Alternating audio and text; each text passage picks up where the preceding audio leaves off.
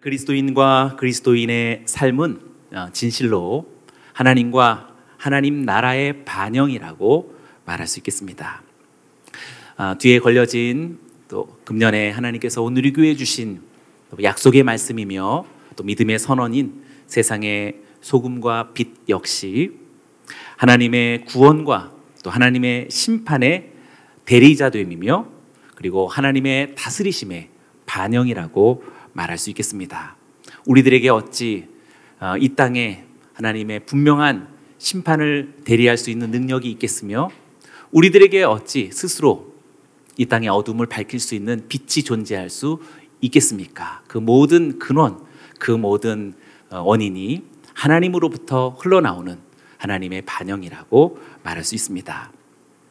오늘의 설교의 제목처럼 참된 경건 역시 마찬가지입니다. 우리는 경건이라는 것이 무엇인지 사실 잘 모릅니다. 그리고 그러한 경건의 능력조차 우리들에게 있지 않습니다. 다만 참된 경건의 출처이신 하나님의 말씀이 나타나시기만 한다면 우리 모두는 진정한 경건한 삶, 경건의 능력을 이 땅에 베풀고 또 보여줄 수 있는 그러한 인생과 또 가정과 교회가 되어질 줄로 믿습니다. 오늘 말씀을 통하여서 우리 모두가 다 하나님의 나타나심을 드러내는 거룩한 경건자로서 참된 경건한 교회로서 이 땅의 진정한 세상의 소금과 빛이 되는 복된 주일이기를 주의 이름으로 축원합니다. 오늘 본문 첫 말씀 19절의 말씀을 제가 읽습니다. 내 사랑하는 형제들이여 이것을 명심하십시오. 사람마다 듣기는 빨리 하고 말하기는 천천히 하며 노하기도 천천히 하십시오. 야고보는 당시에 아마 잘 알려져 있었던 격언으로 보여지는 표현으로 오늘의 진정한 경건의 모습과 능력이 무엇인지 우리들에게 전하기 시작합니다. 듣기는 빨리 하라, 또 말하기는 천천히 하라, 또 노하기는 천천히 하라. 잠언서에서도 우리가 익숙히 들을 수 있는 격언구의 표현들을 세 가지를 전하면서 오늘의 말씀을 시작하고 있습니다. 왜 야고보는 이러한 격언을 인용했던 것일까요? 지난주에 말씀하고 무관하지 않습니다. 오늘 19절인데 지난주에 18절로 마쳤는데 18절을 제가 다시 한번 읽어보겠습니다. 그분은 우리를 창조하신 것 가운데 첫 열매가 되게 하시려고 그분의 뜻에 따라 진리의 말씀으로 우리를 낳으셨습니다. 야고보 사도는 누구든지 시험을 당할 때 내가 하나님께 시험을 받고 있다 그렇게 말하지 말라라고 권고했습니다. 사람이 시험을 당하는 것은 언제나 자신의 욕심에 이끌려서 유혹에 빠졌기 때문이다라고 밝혔지요. 그래서 그것은 죄를 낳고 사망을 낳는 씨앗이라고 말하였습니다. 그러니 우리는 속지 말아야 한다라고 아주 강하게 권면했습니다. 오히려 우리는 그렇게 시시한 문제와 사건들로 인하여서 시험에 빠졌다, 내 마음이 무엇인가 이렇게 걸림이 되었다라고 말하지 말고 오직 더 눈부신 온갖 좋은 선물, 위로부터 내려오는 온전한 은사들을 받은 진리의 말씀으로서 거듭난 하나님의 자녀들이다라는 사실을 기억할 것을 우리들에게 권고했습니다. 하나님은 우리를 시험케 하시는 분이 아니라 오히려 우리를 첫 열매 되게 하시려는 분이시다라고 그렇게 선언했습니다. 그런데 그렇게 우리를 구속하시고 첫 열매가 되게 하시려는 하나님의 진리의 말씀과 대조적으로 어쩌면 그것을 혼미케 하고 어쩌면 그것을 대체하려는 우리들의 연약한 본성이기도 하고 또 세상의 어떤 원리와 어떤 방식이기도 한 사람의 말들이 얼마나 위험한지를 경계하는 것이라고 말할 수 있겠습니다. 진리의 말씀과 사람의 말들이 어떻게 갈등을 일으키고 또 사람의 말들이 어떻게 우리들에게 위험한 것인지를 다시 한번 경고한 것이라고 말할 수 있습니다. 그렇다면 이렇게 듣기를 빨리 하고 말하기를 천천히 하고 노하기를 천천히 해야 하는 이유에 대하여서 다음 구절 20절이 우리들에게 그 이유를 밝히고 있습니다. 사람이 화내는 것이 사람의 의를 이루지 못하기 때문입니다. 사람의 화내는 것이 하나님의 의를 이루지 못하기 때문이다라고 이유를 말하고 있습니다. 조금 문득 여기서 화내는 것이 왜 나올까라고 생각할 수 있겠지요. 그리고 그것이 하나님의 의와 또 무슨 관계인가 또 생각해 볼 필요가 있겠습니다. 화내는 분노와 또 하나님의 의라고 하는 이 연결은 분명히 관계적인 의미에서 정의될 수 있는 것이기에 연결점이 있다라고 생각합니다. 관계적인 의미에서 정의되어지는 하나님의 의, 하나님은 하나님 자신에게 있어서 하나님이시며, 하나님은 우리 모든 성도 그의 백성들에게 있어서 하나님이시며, 하나님은 하나님을 대적하는 모든 세상에 대해서도 하나님이십니다. 하나님은 언제나 하나님이시기에 옳으십니다. 선하시며 참되십니다. 그러하기에 하나님의 하나님 되심은 모든 관계 속에서 언제나 의로우시다라고 말할 수 있습니다. 그래서 이렇게 정의되어지는 하나님의 의가 자신이든지 또는 타인이든지 세상의 기준, 어떤 사상, 또 판단에 따라서 의가 형성되거나 성취될 수 있는 것이 아니라 하나님 스스로에게서 요구하시는 그 기준으로서 의를 말하는 것인데, 그것이 사람의 어떤 주장, 사람의 사고, 사람의 철학, 사람의 사상, 그 모든 것을 주장이라는 말로서 표현할 때 화내는 것, 분노로서 표현된다면 결코 그것으로 성취되거나 만족할 수 없기 때문에 그러하다라는 것입니다. 그러면 어떻게 우리는 하나님의 의를 이루며 살 것인가? 21절 속에서 우리는 자세하게 그 의미를 발견하게 됩니다. 21절을 한번 같이 읽어보겠습니다. 시작.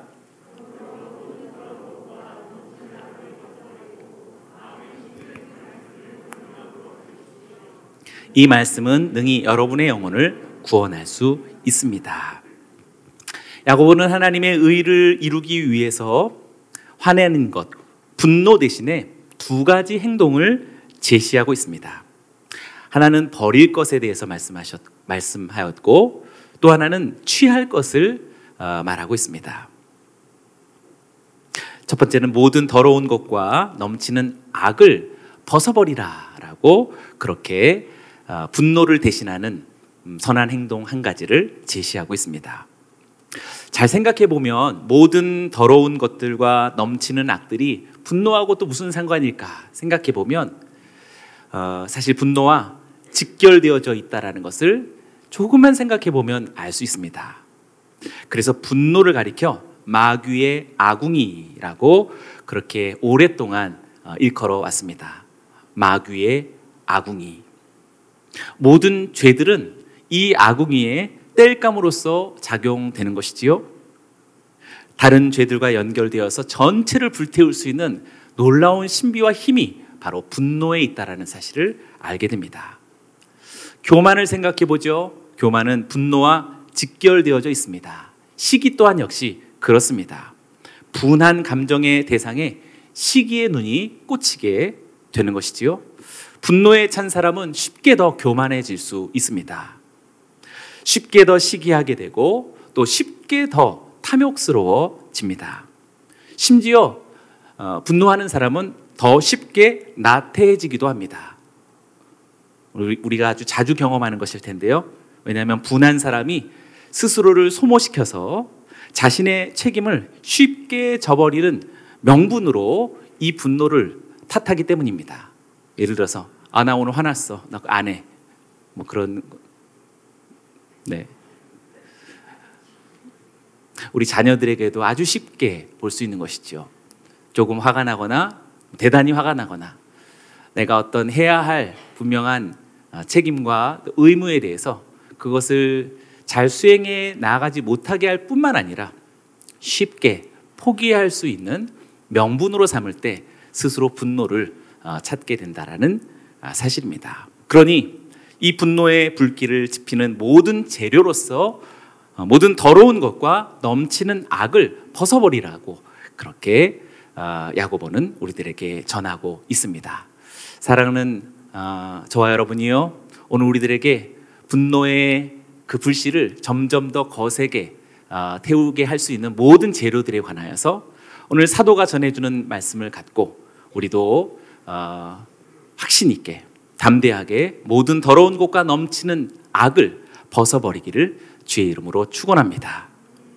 두 번째는 취해야 할 것에 대하여서 말하고 있습니다. 두 번째는 마음에 심겨진 말씀을 온유함으로 받으라고 말합니다. 어쩌면 우리들의 삶 속에 작용하고 있는 하나님이 기뻐하지 않는 것들을 벗어버리고 내버리고, 그리고 하나님이 기뻐하시는 것을 취하도록 사도가 하나님의 말씀을 대언한 것이라고 확신합니다. 더러움과 악을 벗어버렸다면 이제 마음에 심겨진 말씀을 온유함으로 받으라고 설명하고 있습니다. 온유함이라는 단어를 통해 앞서 있었던 분노와 정반대적 특징을 갖는다라는 것을 분명하게 알 수 있습니다. 예수님은 온유한 자가 복이 있나니 땅을 기업으로 차지할 것이다 라고 말씀하셨습니다. 온유함이 하나님의 나라를 얻는 조건이 된다라는 사실을 주님의 말씀을 통해서 우리는 발견하게 되는 것이지요. 성도는 자신의 목적, 자신의 인생, 자신의 계획, 자신의 삶의 터전을 위하여서 혈기등등하여서 자신의 주장대로 살기보다, 그것을 한마디로 분노대로 살기보다 온유함으로써 마음에 심겨진, 이미 들은 말씀, 선포되어진 말씀, 옛적부터 하신 주님의 말씀을, 복음을 받아들이고 온유함으로써 그것을 이루어 나간다면 하나님의 나라를 차지하며 살 것이다라고 예수님은 우리들에게 약속하셨습니다. 여러분 이것을 믿으십니까? 아멘. 사도도 예수님의 말씀을 힘입고 마음에 심겨진 말씀을 분노와 자기 주장과 자기 권한과 책임을 주장하는 삶을 저버리고 오직 마음에 심겨진 말씀을 온유함으로 받으라고 우리들에게 권하고 있습니다. 이 말씀은 능히 여러분의 영혼을 구원할 수 있습니다로 말씀의 이 능력을 우리들에게 설명하고 있지요. 마음에 심겨진 말씀, 곧 복음은 사람의 영혼을 구원하는 능력을 갖고 있음을 우리들에게 전하고 있습니다. 사도 바울도 마찬가지로 말했지요. 로마서 1장 16절에 이렇게 말합니다. 나는 복음을 부끄러워하지 않습니다. 이 복음은 모든 믿는 사람들에게 구원을 주시는 하나님의 능력이기 때문입니다. 먼저는 유대 사람에게 뿐만 아니라 다음으로는 그리스 사람에게입니다 라면서 우리들에게 주신 하나님의 말씀이 단지 마음의 어떤 평안과 또 단순한 유익을 주는 것만이 아니라 우리 전인격적 인생의 구원을 이루시는 말씀이라고 이야기합니다. 그래서 이 구원은 과거의 일시적인 나 구원 받았어라는 과거의 일시적인 사건이 아니라 지금도 계속되어지고 지금도 완성되어지고 있는 영속적인 사건이다라는 사실을 잊지 말아야겠습니다. 사도는 빌립보서에서 또한 이렇게 말했죠. 빌립보서 2장 12절의 말씀은 저와 여러분이 한번 같이 읽어봅니다. 시작. 그러므로 내 사랑하는 사람들이여,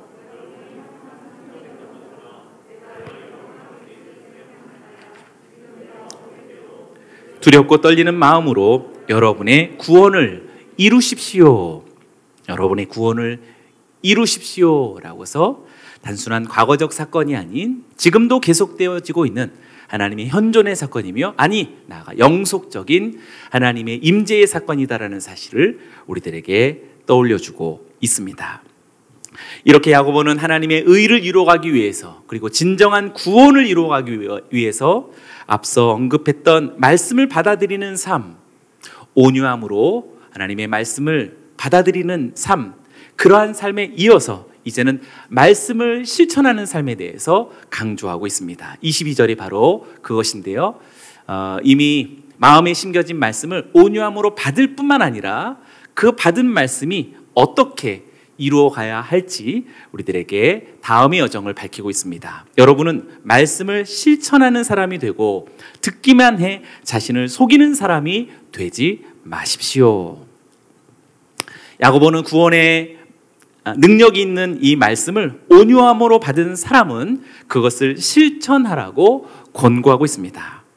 말씀을 온유함으로 받다라고 하는 이 말은 결국 말씀을 실천하다라는 것과 동일한 의미라고 말할 수 있겠습니다. 모든 성도들은 말씀을 듣고 행함에 이르기까지 나가야 하면 너무나도 당연한 것이라 말할 수 있습니다. 그러나 말씀을 듣고 행하기보다 듣는 것으로 만족하고 그치는 경우가 우리들에게 얼마나 많이 있을까요?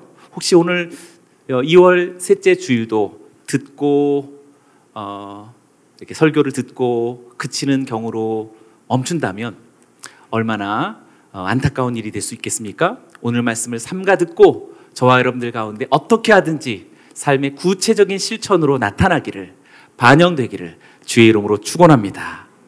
그렇게 말씀에 대한 행함이 뒤따르지 않을 때, 실천이 나타나지 않을 때 그것은 자기를 속이는 자기 기만이다라고 사도는 우리들에게 밝히고 있습니다.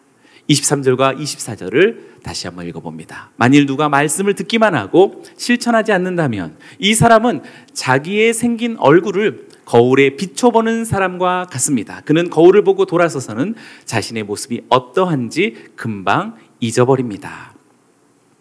야고보는 듣기만 하는 자에 대한 실상을 거울의 비유를 들어서 설명하고 있습니다. 자신의 생긴 얼굴을 거울에 비춰보는 사람과 같은데 그는 거울을 보고 돌아서서는 자신의 모습이 어떤지 금방 잊어버리는 것과 같다라고 비유로서 우리들에게 말해주고 있지요. 실상으로 우리들의 말씀에 대한 삶을 잘 비춰본다면 말씀을 들을 때는 자신의 실체가 어떠한지, 자신의 영적 상태가 무엇인지 깨닫게 되다가도 또 삶 속에 들어가서는 금방 자신에게 투영되었던 자신의 모습, 분명히 교정되어야 하고 수정되어야 할 우리의 삶의 모습을 금세 잊어버리는 것과 같다라는 말로서 비유된 것입니다. 빈번히 말씀에 따라 행하지 않는 것이 자신을 속이는 자의 모습이라고 사도는 우리들에게 강조하고 있습니다. 그러나 25절에 어떻게 해야 되는지, 어떤 신비한 능력이 우리들에게 가능성으로 존재하는지 25절이 우리들에게 말해줍니다. 큰 소리로 한번 같이 읽어볼까요? 시작.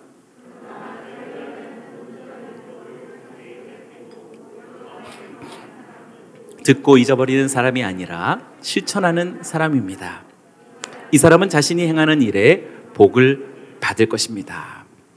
여기서 붉게 이렇게 표현했는데요. 자유하게 하는 온전한 율법에 대해서 말하고 있습니다. 이미 우리가 처음 18절에서 보았던 진리의 말씀과 동일한 표현이겠고요. 또 아까 21절에서 마음에 심겨진 말씀과도 같은 표현이라고 말할 수 있습니다.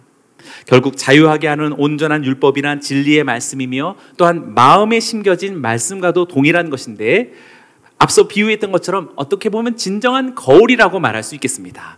거울을 통해서 자신의 모습을 비추어 본 것처럼 우리는 자유케 하는 온전한 율법을 바라봄으로 인해서 내가 누구인지를 진실로 발견할 수 있게 되는 것입니다. 결국 참되게 하는 거울을 들여다보는 사람은 자유하게 하는 온전한 율법을 자세히 살피고 그것을 실천에까지 이르는 사람이다라고 우리들에게 선언하고 있습니다. 그 사람이야말로 정말 복 있는 사람이다라고 밝히고 있습니다. 사랑하는 여러분, 오늘 이 말씀을 순전하게 받아들이고 저와 여러분들에게도 들려진 하나님의 말씀을 받을 뿐만 아니라 실천으로 나아가는 열매 맺는 복 있는 사람 되시기를 주의 이름으로 축원합니다. 야고보 사도는 이렇게 실천의 중요성을 더욱 강조하기 위해서 이제 참된 경건에 대해서 또 그렇지 못한 경건에 대해서 구분하면서 말씀을 마치고 있습니다. 26절을 제가 읽습니다. 만일 누가 스스로 경건하다고 생각하여서 자기 혀를 제어하지 않고 자기 마음을 속이면 이 경건은 아무 소용이 없습니다. 여기서 경건하다라는 말, 또 경건이라는 동사뿐만 아니라 명사도 등장하고 있는데요. 하나님을 경외하는 것을 말하고 또 신앙적인 은혜로운 하나님의 형상이라고도 말할 수 있겠습니다. 경건하다, 경건이라는 것은 하나님을 두렵고 떨리는 마음으로서 대하는 신자의 반응이라고 말할 수 있겠지요. 그러나 지금 야고보 사도가 지금 이 서신을 전해주고 있는 당시의 시대 속에서의 유대인들은 기도나 금식이나 예배와 같은 종교적인 행위의 그 열심 속에서 경건의 표지를 삼고 있었던 것이지요. 그 안에 있는 본질을 찾기보다 가시적인 또 외식적인 어떤 행동의 많고 적음에 따라서 경건의 척도를 평가했던 사실입니다. 그러나 오늘 여기 26절 말씀 속에서 아무리 스스로가 부단히도 기도하고 대단히 금식하며 아주 출중하게 예배한다 하여서 경건하다라고 스스로 생각할지는 몰라도 자기 혀를 제어하지 않고서는 아무 소용이 없는 것이다 라고 다시 한번 여기서 또다시 사람의 말들을 언급하고 있습니다. 오늘 본문 처음 시작했을 때 분노하는 것, 사람의 말 속에 하나님의 말씀과 대치되고 갈등을 일으키는 어떤 하나의 국면을 말했다면 오늘 26절에서도 역시 하나님을 두려워하고 경외하는 그런 마음으로서의 경건을 아무 소용없이 만드는 것도 역시 제어되지 않은 사람의 말이라고 말할 수 있겠습니다. 그 위험을 경고하고 있는 것이지요. 어떤 것이 진정한 경건인지 27절에서 뚜렷하게 우리들에게 밝히고 있습니다. 하나님 아버지 앞에서 정결하고 흠이 없는 경건은 환난 가운데 있는 고아와 과부를 돌보며 세상으로부터 자신을 지켜 물들지 않도록 하는 것입니다. 야고보 사도는 정말 진정한 경건에 대해서, 진정한 하나님을 두렵고 떨리는 경외함에 대해서 밝히고 있습니다. 그것은 외식적인 기도나 또 금식이나 예배의 어떠함에 대한 수요나 물량적인 것에 있지 않고 오로지 하나님 아버지 앞에서 정결하고 흠없는 그것이 경건이라고 밝히고 있습니다. 여기서 하나님 아버지 앞에서 정결하고 흠이 없다라고 하는 이 표현은 구약 성경에서 우리가 자주 보았던 표현이지요. 구약의 제사장들이 하나님께 드리기에 합당한 제물로서 묘사할 때 수식되어지던 그런 제물의 성격과 기준에 대한 표현이 됩니다. 그런데 사도는 공교롭게 그 표현을 사람에게 행하는 행위로서 적용하고 있다는 점이 특별합니다. 야고보가 하나님께 드려지기에 합당한 제물로서의 참된 경건이라는 것은 공교롭게 사람을 향한 두 가지의 척도로서 나타나는데요. 첫 번째는 환난 가운데 있는 고아와 과부를 돌보는 것이다 라고 밝히고 있습니다. 환난 가운데 있는 고아와 과부를 돌보는 것, 문자적으로는 정말 고아와 과부를 돌보는 것이기도 하겠지만 여기는 저와 여러분들에게서는 더욱더 영적 부모를 잃어버린 세대 속에서의 영적 고아들을 돌보는 것이기도 하겠고, 또 영적 소산과 기업을 잃은 하나님 나라가 무엇인지 알지 못하고 그리스도의 통치의 영역들에 대해서 전혀 무지한 영적 과부들을 돌보는 것이라고 말할 수 있겠습니다. 특별히 여기서 고아와 과부를 돌보다라고 하는 이 돌보다라고 하는 단어는 무척 특별한 단어라고 말할 수 있겠는데요. 찾아가서 방문하다 혹은 신방하다라는 뜻을 갖고 공경에 처한 자기 백성을 돌보시는 하나님의 행동을 나타내는 언어였다라는 사실이 근원적인 돌봄의 출처가 됩니다. 출애굽기 3장 16절이 대표적인 것인데요. 같이 한번 읽어볼까요? 출애굽기 3장 16절 시작. 너는 가서 이스라엘의 장로들을 모으고 그들에게 이르기를 여호와 너의 조상의 하나님 곧 아브라함과 이삭과 야곱의 하나님이 내게 나타나 이르되 내가 너희를 돌보아 너희가 애굽에서 당한 일을 확실히 보았노라. 하나님은 끊임없이 우리 모든 하나님의 백성과 자녀들을 보시는 분이고 돌아보시는 분이며 돌보시는 하나님이심을 말하고 있습니다. 그래서 환난 가운데 고아와 과부를 돌보는 것은 사람의 어떤 특별한 인애주의의 성격의 행동이 아니라 사실 하나님께서 행동하시는 그 형상이 나타나는 것이라고 말할 수 있습니다. 두 번째, 참된 경건, 하나님께 드려지게 합당한 제물로서의 참된 경건은 세상으로부터 자신을 지켜 물들이지 않는 것이다 라고 말하고 있습니다. 하나님을 거스리고 본성대로 살아가는 이 세속의 삶이지요. 팬데믹의 시대 속에 점점 더 비인격적 정황은 점점 더 노골화되어질 수밖에 없을 것입니다. 거기에 맞춰서 가치관도 바뀔 것이요 사상은 더 뿌리 깊게 변질되어져 갈 것입니다. 이러한 세속의 사상, 가치관, 비도덕적인 삶, 불경함 모두를 가리키는 것이 바로 세상이라고 말할 수 있는 단어일 텐데 그것들로부터 자신을 철저하게 구별하는 것이 바로 하나님 앞에 드려지고 주님 앞에 바쳐질 만한 합당한 제물로서의 참된 경건이라고 말하고 있습니다. 여기서도 역시 지키다라고 하는 단어가 특별합니다.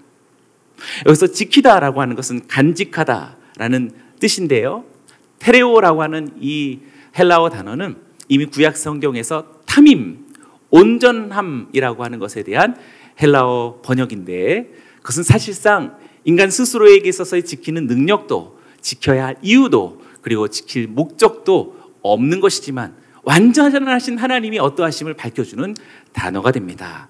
자기를 구별하여서 하나님을 사랑하는 자를 지키시는 하나님의 행동을 나타내는 단어라고 말할 수 있습니다. 잠언 4장 6절이 대표적이라고 말할 수 있습니다.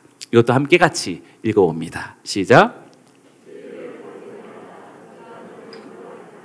그를 사랑하라.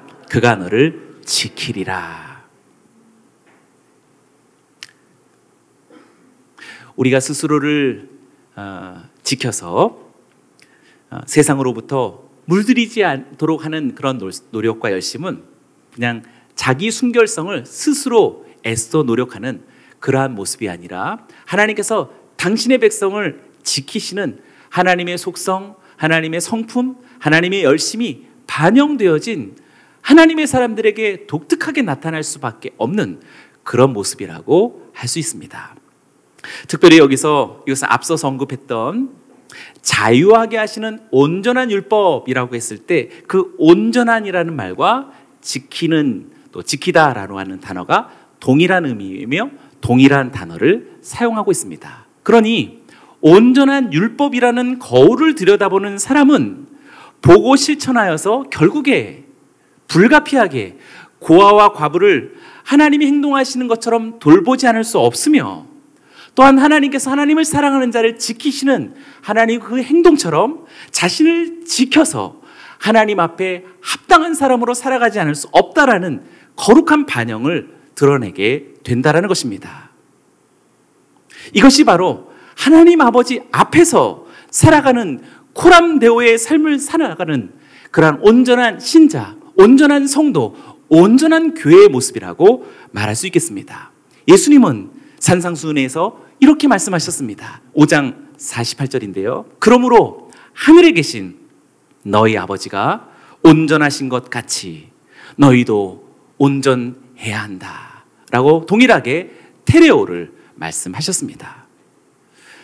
사랑하는 여러분이요, 저와 여러분, 2월의 셋째 주일, 우리 모두가 스스로에게 보기에, 그리고 타인의 눈에 비춰지게, 그리고 나름대로 자신의 기준과 도덕적인 양심을 갖고 시대적인 가치관 속에서 뒤처지지 않은 어떠한 평형점에서 살아가는 그러한 신앙생활로서의 그리스도인이 아닌 하나님으로부터 뿜어져 나오고 하나님의 세계가 드러나며 하나님의 현존이 나타나지 않을 수 없는 진정한 하나님의 형상을 반영한 신자의 삶이야말로 참된 경건을 이 땅에서 살아가는 그리스도의 제자인 줄로 믿습니다. 그러나 사실상 우리들에게 그러한 능력이 없지요. 주먹을 불끈 쥔다 해도 그럴 수 없으며, 우리에게 분연히 자신이 자기 주도적인 열심을 살아간다 할지라도 우리에게는 그러한 자질조차가 있지 않습니다. 그러니 히브리서 기자가 우리들에게 너무나도 잘 말해 주었습니다. 12장 2절의 말씀 속에 그 가능성과 그 비결이 우리들의 귓가에 들려옵니다. 큰 소리로 같이 읽어보고 마칩니다. 시작. 이는 그 앞에 있는 기쁨을 위하여 십자가를 참으사 부끄러움을 개의치 아니하시더니 하나님 보좌 우편에 앉으셨느니라. 아멘. 믿음의 주가 되시며 온전케 하시는 이이신 예수를 바라보자라고 밝히고 있습니다. 사랑하는 여러분, 2월의 셋째 주, 우리가 지난날 보아왔던, 우리가 믿어왔던, 그리고 따라왔던 예수 그리스도를 더욱더 진실하게 바라보고 열정적으로 그분을 따르게 되길 원합니다. 온전하신 주께서 여기 있는 저와 여러분들을 온전케 하실 줄로 믿습니다. 이 모든 출처와 가능성이 어디 있었습니까? 이렇게 정리해 보면서 마치도록 하겠습니다. 우리는 18절 속에서 우리가 어떻게 나음을 얻었고 우리가 어떻게 거듭났는지를 설명했지요. 진리의 말씀으로 우리를 낳으셨다라고 말하였습니다. 우리는 진리의 말씀으로 구원받았고 진리의 말씀으로 거듭났습니다. 믿으십니까? 아멘. 뿐만 아닙니다. 21절 속에 그 마음에 심겨진 말씀을 더욱더 분노가 아닌, 자기 주장이 아닌, 그리고 제어되지 않는 자기의 말과 사상과 자신의 삶의 철학대로 살아가는 인생이 아닌 마음에 심겨진 말씀을 받으며 살아가는 삶을 살게 될 때 비로소 우리는 25절과 같이 그 말씀은 놀랍게 역사하는 말씀입니다. 그것은 우리를 자유하게 하시며 온전하게 하시는 하나님의 말씀입니다. 우리로 하여금 경건한 삶을 살지 않을 수밖에 없으며 우리들의 얼굴에서는 하나님이 행동하시는 돌보심이, 그리고 우리들의 삶 속에서는 하나님의 지키심의 그 구별됨이 삶 속에 나타나지 않을 수 없는 하나님의 출현인 줄로 믿습니다. 참된 경건은 성도의 모습 속에 보이는 하나님의 형상 아름답다라는 감미로운 감상적인 말이 아닌 정말 이 땅의 환난 중에 있는 고아와 과부를 돌보고 그리고 점점 더 세속화되어지는 이 시대 속에 소금처럼 빛처럼 영롱하게 하나님을 드러낼 수 있는 바로 그러한 하나님의 백성이 되는 참된 경건한 저와 여러분들이 되어질 줄로 믿습니다. 할렐루야. 우리 하나님께 영광의 박수 올려드립니다.